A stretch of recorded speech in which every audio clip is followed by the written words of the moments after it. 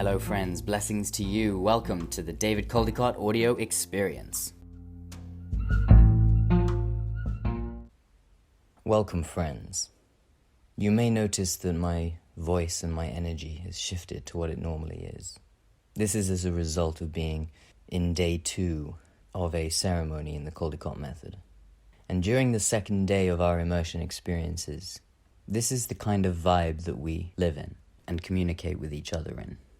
In today's session, I want to discuss belief. Because in the world that we operate, in the space of spiritual awakening, of gurus, of enlightenment, there are many who simply attempt to supplant your current beliefs with new beliefs. And this is counterproductive for the individual involved. It's productive for the organization that is running this service because it creates followers that feel dependent on the belief system that they have now adopted. But if we are to evolve as a species, we need to step away from that kind of behavior. And so one of the first things to realize as one becomes a student of the Caldicott Method is that the beliefs don't matter. They truly don't matter. The narrative of the belief, the story of the belief, is effectively irrelevant, insofar as, unless it contributes productively to a life of fulfillment and joy, it's not worth considering.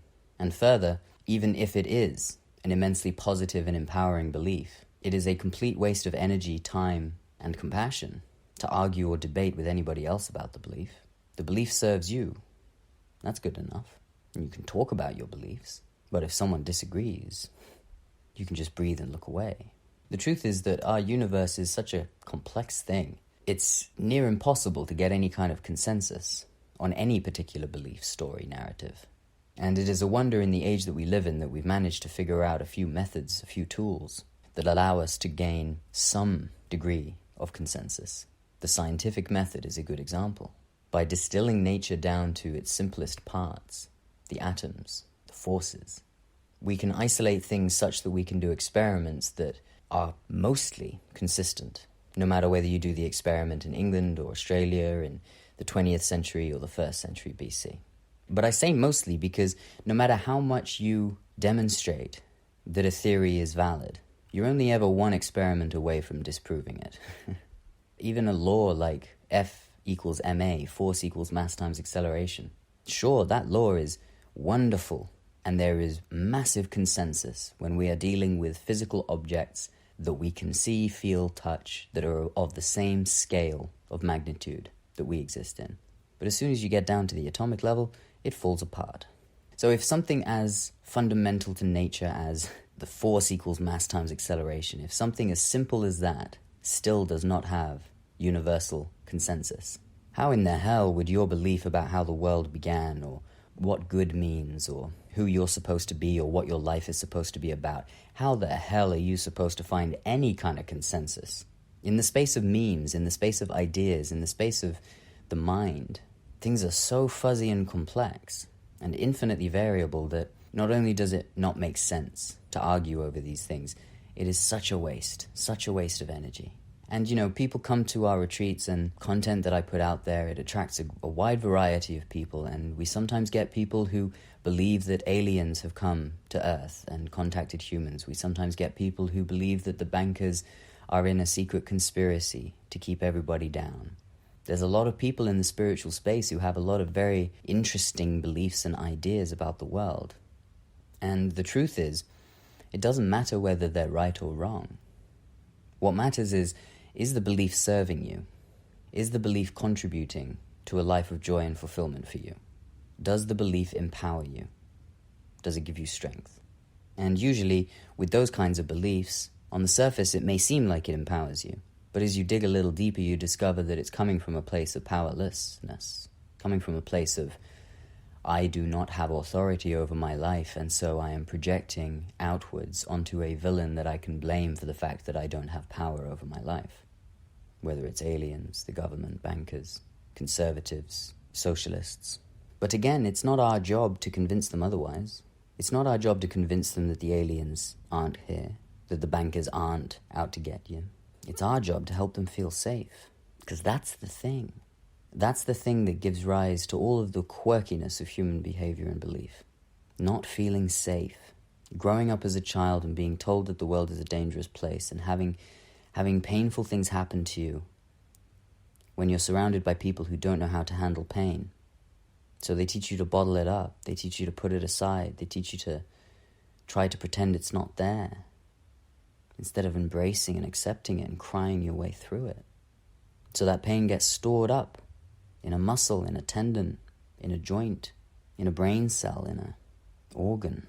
And then throughout the life, it gets triggered again and again and again. And so much time has passed that the original root has been long forgotten. The original traumatic memory has been long forgotten, but the emotional consequences of it are still there and present and showing up in everyday life all the time. And eventually people become conscious of it. And when that happens, they want answers.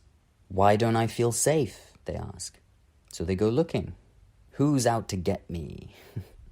They might as well be searching that in Google, eh? And then depending on who they are and what their background is and what their proclivities are and what they find sexy, and they'll gravitate towards one or many of these beliefs. And I've mentioned some rather controversial extreme beliefs such as aliens and government conspiracies, but it can take the form of something as simple as mass media, the Russians, the Chinese, Donald Trump, men, women, feminists. But in every single case, if all it is a projection of powerlessness and a seeking out of an explanation for why they don't feel safe, then all the belief does is reinforce the fact that they don't feel safe. And that's okay, for a time. You can't rush these things. It's not your job to rush these things for someone else, but it's your job to take responsibility for you. And if you've got beliefs in your head about the world that involve conspiracies, that involve hatred, prejudice, toxicity, privilege, power structures that you are unable to operate within, then you're defining a reality in which you're powerless. And you don't need to. You don't need to. And this even applies to the things that have become culturally accepted norms. Let's say global warming. You'd be hard-pressed to find a reasonable, rational human being today who doesn't see global warming as a massive threat to our civilization. The only people who don't are fairly easily dismissed as quacks, Christian fundamentalists and those types.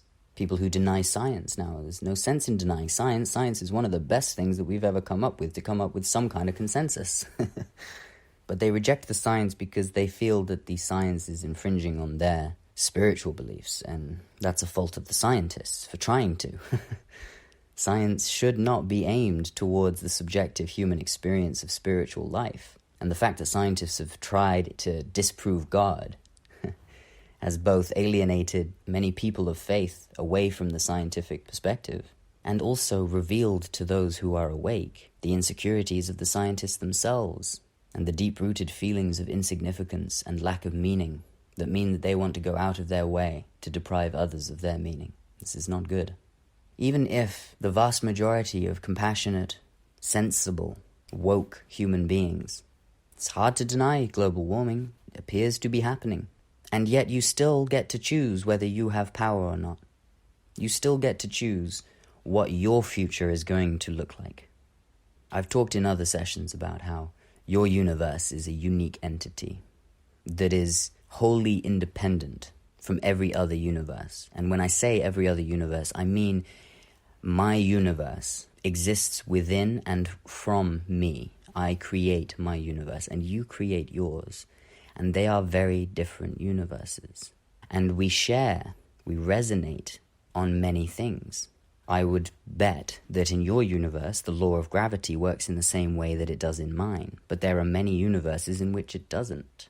Unfortunately, there aren't people living in those universes that we can talk to. So think of the multiverse, the place where we all live, as being millions and billions of universes superimposed all on top of one another, sometimes passing through each other without even registering, like when you walk past people on the street and don't even notice them. That's a whole universe in that head, a whole universe, a whole history, a whole future, and it just passed you by, you didn't even notice it. And other times you get involved, you resonate with other universes, and you can resonate constructively or destructively. Refer to my other session for more details on this. But in your universe, my friends, yes, global warming may be happening. Yes, there may be poverty. Yes. But does that mean that your future is dark and bleak? Is there a way that you can be grateful for the way that things are and not use it as an excuse to hate yourself or to hate humanity or to hate rich people or to hate industrialists or to hate?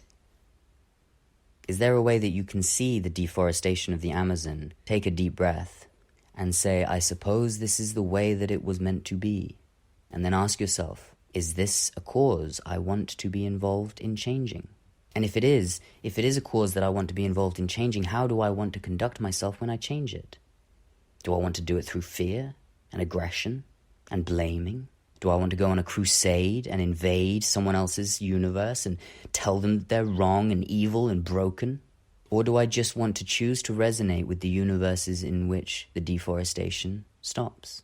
Do I want to choose to resonate with the universe where the global warming doesn't destroy civilization, where it opens up land in Greenland and Antarctica for new settlements to arise? Maybe you could open a business in one of these new settlements. Maybe you could be like the Vikings who first discovered Iceland, set up a little base, cultivate the land, mine some resources, and lift the spirits of your community. Maybe you could do that. Yes, I know the sea level may have risen, and yes, I know many species may have died in the process, but many species have died many times, friends. It's not your job, unless you decide it's your job. And if you want the future where global warming hasn't killed off so many species, then you can have that too. The only thing determining which of those futures you end up in is which of those futures are you focused on and working towards. That's it. If you believe that artificial intelligence is going to decide that humanity is not worth it and wipe us out, then guess what? That's probably going to happen in your world. I won't be there.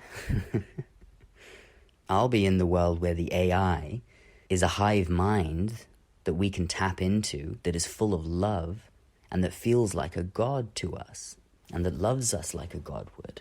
That's the AI that I'm envisioning. So take a look at your beliefs and ask yourself, what would life be like if I didn't take this so seriously? What would life be like if I believed in just one thing fully, and all my other ideas were just playthings for me to test out how it feels and only act upon if it feels good? What if I just believed one simple thing, that I have power? That belief set the slaves free. To say that Abraham Lincoln set the slaves free, or any of the white people who did it set the slaves free, is demeaning to the individuals. Because here's what happened, friends. The people in power started to notice that slaves were becoming free, that it was possible for slaves to become free. And how did the slaves become free? Was it because their master set them free? Why did the master set them free? Out of the kindness of their heart? Perhaps. But if you have a prisoner who's been a prisoner their whole life, and the Americans did not create slavery, the people who were sold to the Americans were sold by their kings in Africa, and they had been generationally slaves to their king for a very long time. Their mindset was of a slave. It wasn't the white people that set them free. It was the belief that I am free and that I have power that set them free. It is the belief that they were free that set them free. And they happened to learn that belief from the white people around them who shared that belief.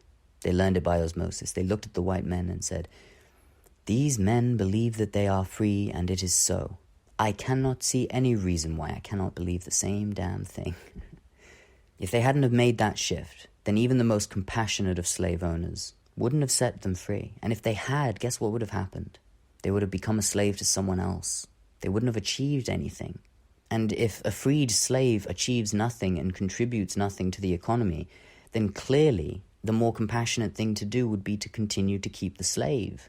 It's when the slave realizes he's free that the master can then see and say, whoa, you're ready to be free.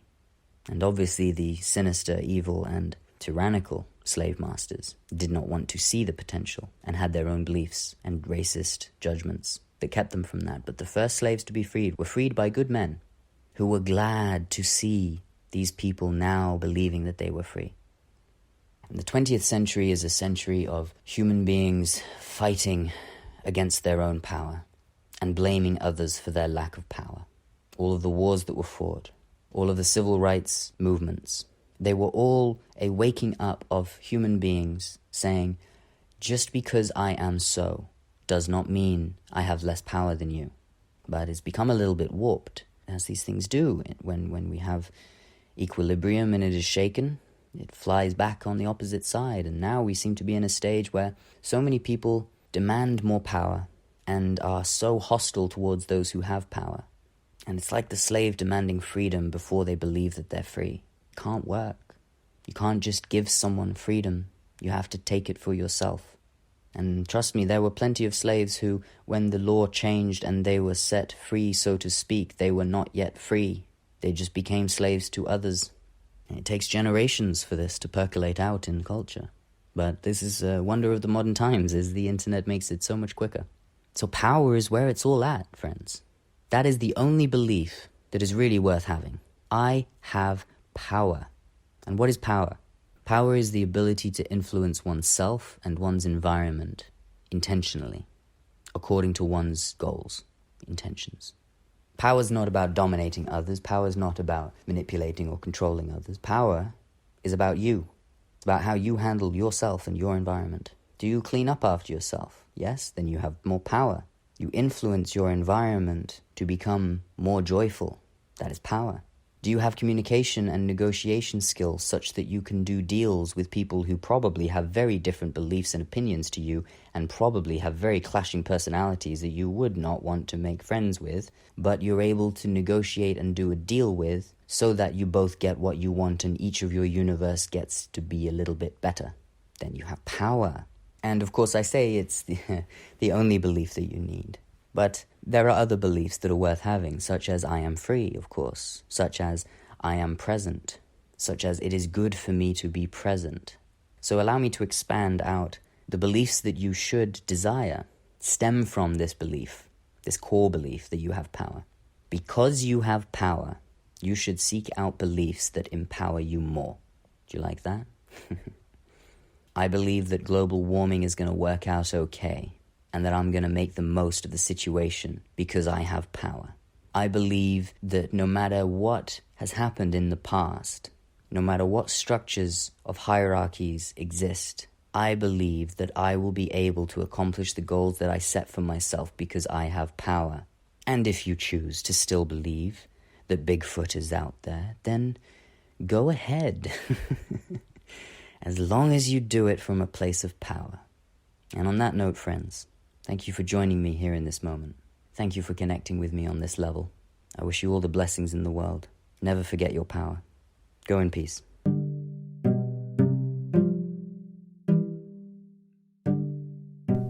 All right, thank you so much for listening. Do make sure to follow, do make sure to subscribe to my channels at David Caldicott. On TikTok is where I'm putting a lot of cool videos these days. And on Facebook at David Caldicott Media. On YouTube, the channel is David Caldicott or the Caldicott Method. Do make sure to follow and give us a like, give us some love, give us some support. And I look forward to seeing you again soon. Bye-bye.